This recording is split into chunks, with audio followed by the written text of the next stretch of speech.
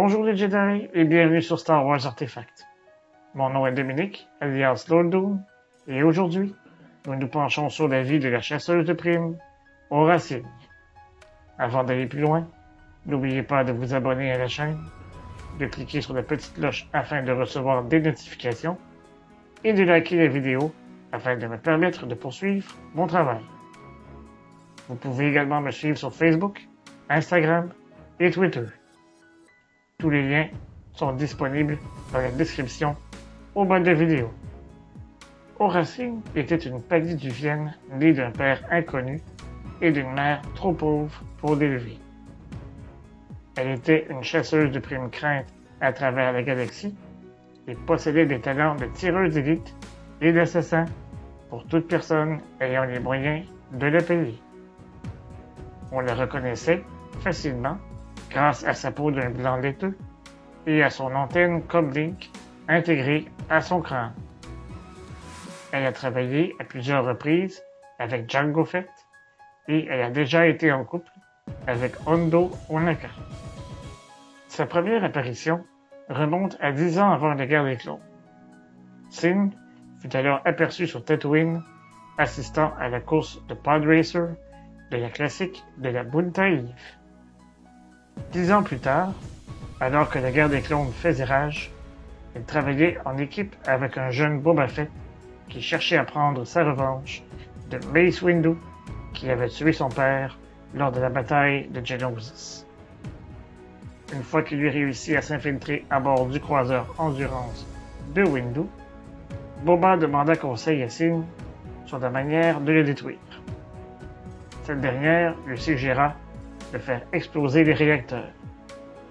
Après avoir réussi, Boba s'échappa à bord d'une capsule de sauvetage en compagnie d'autres cadets. Il fut secouru par Bossk et Sing à bord du Slave One. Plus tard, elle kidnappa l'amiral Killian, le commandant Pons et un officier de la marine. Le but de la manœuvre était d'attirer Windu entre les griffes du jeune Boba Fett. Afin de convaincre Windu de venir les retrouver, elle tua Pons avant de l'éjecter dans l'espace. Finalement, c'est Plo Koon et Ahsoka Tano qui se présentèrent au rendez-vous sur Florrum.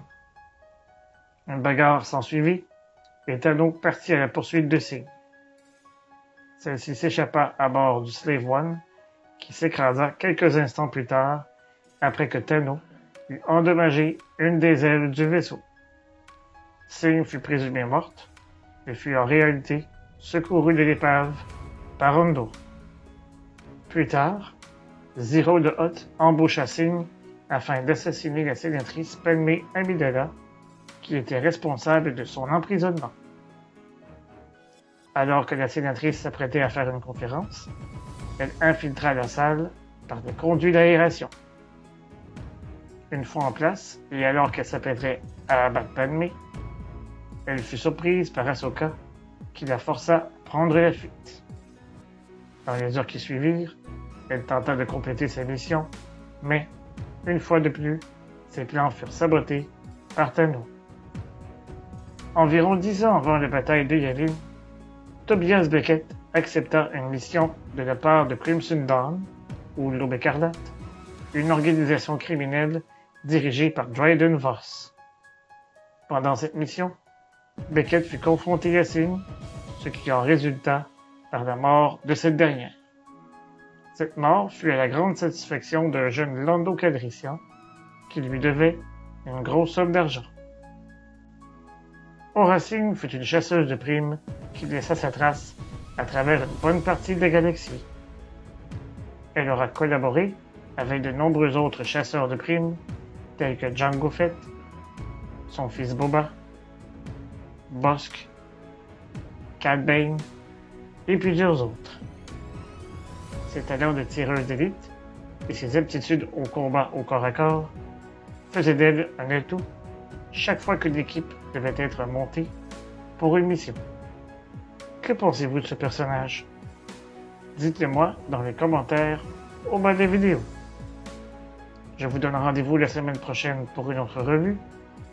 Et d'ici là, je vous dis à bientôt et que la force soit avec vous. À tout jamais. Remember, the Force will be with you, always.